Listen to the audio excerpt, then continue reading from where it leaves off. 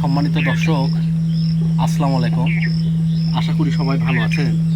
আজকে আমি আপনাদেরকে টোটালি একটা নতুন জিনিস দেখাবো। জানি না বাংলাদেশের কেউ এভাবে শাকার চারা লাগায় কিনা। আমার একটা শাকার চারা মোটামুটি রেডি হয়েছে, আর হয়তো 5-7-10 দিন লাগবে। যাই হোক, আমার উপর, আমি আরও কিছুদিন বেশি রাখতে চাইলে রাখতে পারবো, তবে আমি ওটা লাগাবো। আমার এই জায়গাটা দেখতেছেন, এই জায়গায় এই গাছটা লাগাবো। এখানে একটা গাছ ছিল, আজকে থেকে 1-1.5 বছর আগে এখানে আমার একটা গাছ ছিল, কিন্তু সমস্যা হয়েছে কি, এখানে হঠাৎ করে পানি জমছে। পানি জমার পরে গাছটা মারা গেছে। আর এখান থেকে এই পর্যন্ত যে দূরত্বটা দেখতেছেন, তো এই দূরত্বটা আসলে আমি তখন প্রথম অবস্থায় এটা করছিলাম, তো সেই জন্য আমার দূরত্বটা ঠিক হয়নি। এটা 15 ফিটের মতো হওয়া উচিত ছিল। এটা মনে হয় 12 কি 13 ফিট আছে, এইরকম আর কি। তো যাই হোক, আমি আজকে শাকার চারাটা ফুল কেমন করে এটা করতে হয় এটা আপনাদেরকে দেখাবো। তো দেখেন আপনারা, সবাইকে অনেক ধন্যবাদ।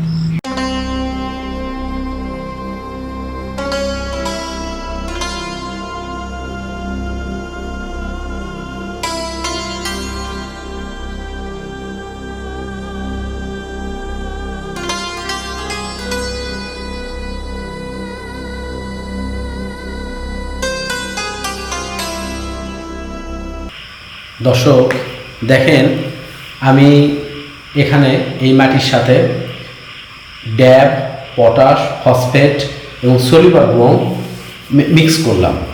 তো এখন এটা ভালো মতো মিক্স করার পর এখন কার্বোফুরাম 5G, এটা খুব ইম্পর্টেন্ট। আপনারা মনে রাখবেন যে কার্বোফুরাম 5G নতুন গাছের জন্য খুব ইম্পর্টেন্ট। গাছে যদি কোনো পোকা থাকে বা কিছু থাকে, ছত্রাক জাতীয় কিছু থাকে, এটার জন্য আর জন্মাতে পারবে না। এটা খুব মারাত্মক রকমের একটা বিষ। তো এটা দিয়ে আমি পলিথিন ব্যাগ না, ওটা আসলে সিমেন্টের বস্তা টাইপের জিনিস দিয়ে আমি ওটা পুরোটাই ঢেকে দিব। ভিতরে একটা গ্যাসের মতো তৈরি হবে, ওটা আমি 5-6 দিন এইভাবে রাখবো। এটা বাইরের দেশে এইরকম করেই করে খেজুরের। কারণ এখন যদি কোনো রকমের জীবাণু মাটিতে থাকে, তাহলে আমার খেজুরের কিন্তু খুব একটা সমস্যা হবে, মানে গাছটা শাকার চারাটার খুব একটা সমস্যা হবে। তো সেজন্য আমি এই রিস্ক নিব না, এটা কিছুদিন রাখবো। আপনারা দেখবেন কিছুক্ষণ পর আমি এটা যখন দেওয়ার পরে আমি মোটামুটি এটা বন্ধ করে দিব, চারিদিকে মাটি দিয়ে বন্ধ করে দিব। আপনাদেরও এরকম করে দিতে হবে। তো আজকে আমি এটা বন্ধ করে দেওয়ার পরে 2-3 দিন পর আবার আমি এটা ওপেন করে একটু চুন দিয়ে আবার বন্ধ করে দিব। আচ্ছা, তারপরে আপনি পাশে দেখবেন যে আরেকটা মাটি, ওই মাটিতে আমি এখন শুধু কার্বোফুরাম 5G মিক্স করার পরে ওই মাটিটাও ঠিক একইভাবে রেখে দিব। এই মাটিটা খুব ইম্পর্টেন্ট দর্শক। এই মাটিতে পরে আমি হাইড্রোজেন পারঅক্সাইড আর আর অটো স্টিম, এই যে দর্শক আপনারা দেখতেছেন এই মাটিটা, এটা আমি পরে একবারে খেজুর গাছের গোড়াতে এই মাটিটা দিতে হবে। মাটির কয়েকটা লেয়ার হবে। আমি এই মিক্সটা দেখানোর পরে আপনাদেরকে বর্ণনা করব কিভাবে এই মাটির লেয়ারগুলো দিতে হবে। এটা কয়েক রকমের লেয়ারে মাটিটা করতে হবে। তো যাই হোক, দেখেন এগুলো মোটামুটি খুব ভালোভাবে মিক্স করতে হবে। ভালো মতো যদি আমরা মিক্স না করতে পারি তাহলে কোনো লাভ হবে না। এটা আমি এখন মিক্স করে নিচ্ছি। মিক্স করার পরে আমি এটাও ঢেকে দিব, এটাও ভালোভাবে ঢেকে দিব। তো দেখেন দর্শক, এখন আমি আপনাদেরকে বর্ণনা করব এই মাটিগুলো আমি কিভাবে শাকার চারাতে ইউজ করব।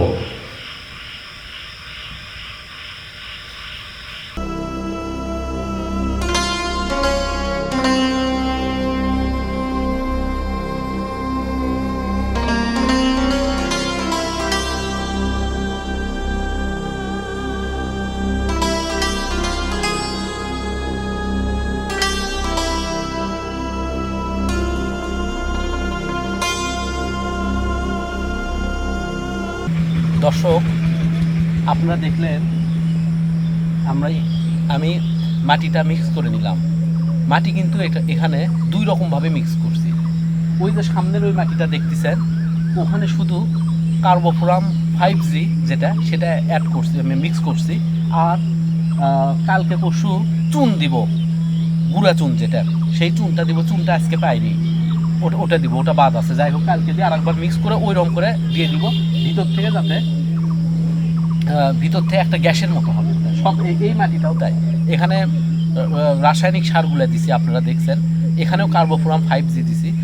গাছ লাগানোর সময় কার্বোফোরাম 5G, অটো স্টিল, তারপরে আপনার হচ্ছে যে হাইড্রোজেন পার অক্সাইড, এগুলো প্রচুর পরিমাণে ব্যবহার করতে হবে। এই গাছটার একটা ব্যাপার আছে। যাই হোক, আমি আপনাদেরকে বলতেছি তো এখানেও একইভাবে মিক্স করলাম। মিক্স করার পরে এটাও ঢাকে দিছি, এটা রাখবো এরকম 5-7 দিন। আচ্ছা, এখন এখানে গর্তটা করছি দর্শক, গর্তটা আপনাদেরকে পরে দেখাবো। তো এখন এই কুলটা কিভাবে দিব আপনাদেরকে বলি, এটা খুব মনোযোগ দিয়ে শোনেন, কারণ এই গাছগুলা খুব সেন্সিটিভ। এটা আপনাদেরকে একটা উদাহরণ দেই, যেমন এই গাছগুলা কিন্তু রস খেয়ে বড় হয়েছে। এদের কিন্তু ডাইরেক্ট কন্টাক্ট মাটির সাথে ছিল না। যেমন মানুষের পেটে যেমন বাচ্চা থাকে, মায়ের যে নারী, এই নারীর সাহায্যে কিন্তু বাচ্চা কিন্তু খাবার নেয়, মানে মায়ের শরীর থেকে খাবার নেয়, ও কিন্তু ডাইরেক্ট খাবার খায় না। এই গাছটারও একই অবস্থা। এই গাছ কিন্তু ডাইরেক্ট মাটির সাথে এদের সম্পর্ক হয়নি, এরা কিন্তু মাতৃগাছ থেকে রস নিয়ে বড় হয়েছে। এখন এখানে যদি প্রচুর পরিমাণ রাসায়নিক সার, অন্য কিছু সার টার দিয়ে লাগান, এই গাছ মারা যাওয়ার চান্স অনেক বেশি। তো আমি ওমানে দেখছি ওরা কিভাবে লাগায়, ওরা তো আরও বালিটা দেয়, ওরা আরও কোনো কিছু এইরকম, আমি যে রাসায়নিক সারটা দিলাম ওরা আরও কিচ্ছু ব্যবহার করে না। তো আমি এখানে একটা সিস্টেম করছি, সেটা হচ্ছে সবার নিচে রাসায়নিক সার থাকবে, তারপরে আমি ইউজ করব কেঁচো সার ইউজ করব। কেঁচো সারের উপর ওই যে কার্বোফোরাম 5Gটা আছে, এই মাটিটা দিব। এই মাটিটা থাকবে 3 ইঞ্চির মতো, তার উপর থাকবে গাছ, ওখানে কোনো সার থাকবে না। আর ওই মাটিটা আমি আরও কিছু যখন শুকে যাবে তখন ওখানে অটো স্টিন দিয়ে ভিজে দিব, প্লাস ওখানে আমি হচ্ছে হাইড্রোজেন পার অক্সাইড মিক্স করে ওই মাটিটা আমি ভিজে দিব। ওই মাটি শুকনো মাটি, ওটা থাকবে শিকড়ের আশেপাশে, ওখানে কোনো খাবার থাকবে না। ওটা শুধু গাছের শিকড় যাতে নষ্ট হয়, শিকড় যাতে বৃদ্ধি হয়, সেই রকম একটা সিস্টেম থাকবে। তো কি হবে, 15-20 দিনের মধ্যে ওই মাটির মধ্যে যখন শিকড়টা থাকবে, ওই মাটিটা শিকড়টা সুস্থ সবল থাকবে, তখন 15-20 দিনের মধ্যে ওই মাটিটা নিচের কেঁচো সারের যাবে। তখন নতুন শিকড়টা কেঁচো সার থেকে খাবার নেওয়া শুরু করবে, এবং খাবার বেশি পাওয়ার ফলে আরও নিচে যাবে 1.5-2 মাস পর। তখন যা রাসায়নিক সারের সাথে মানে ওই মাটিতে শেষ যে নিচে যে মাটিতে থাকবে রাসায়নিক সারযুক্ত, ওই মাটিতে তখন ওটাতে খাবার নিতে পারবে। কিন্তু সরাসরি যদি রাসায়নিক সারের কোনো কন্ট্যাক্ট থাকে তাহলে এটা হবে না। আর ওই পাশে আরও কিছু মাটি রাখছি, ওগুলা 5-6 ফিট, এই দিক দিয়ে 5-6 ফিট দিব, যাতে এখানে কোনো যাতে পানি না বসে। এই জায়গাটা একেবারে উঁচা হয়ে যাবে, অনেক উঁচু হয়ে যাবে, আপনারা দেখবেন এখানে আশেপাশে কোনো পানি থাকা চলবে না। আর আমি আজকে বাগানে আমি আসলাম, কিছুক্ষণ আগে এসে এটা করলাম। আমি বাগানে যেখানে একটু পানি আসছে, এটা তো বছরের প্রথম বৃষ্টি, এগুলো সব আমি আর কি করে দিব, সব বন্ধ করে দিব, পানি যাতে কোথাও না জন্মে, তো মানে জমে আর কি। তো যাই হোক দর্শক, এটা আমি যেদিন গাছটা লাগাবো আমি আপনাদেরকে আরও দেখাবো। কিন্তু মাটি প্রস্তুত আর গাছ গর্তে কীভাবে মাটিগুলো দিবেন, এটা খুব গুরুত্বপূর্ণ একটা ব্যাপার, এটা মনে রাখবেন। ডাইরেক্ট যদি রাসায়নিক সারের সাথে গাছের এখন কন্ট্যাক্ট হয়, গাছটা মারা যাবে, কোনো সার দেওয়া যাবে না। তো এটা মনে রাখবেন দর্শক। সবাইকে অনেক ধন্যবাদ। আমি আবার ভিডিও করব, যখন গাছটা কাটবো তখন আপনাদেরকে দেখাবো। তো আসসালামু আলাইকুম।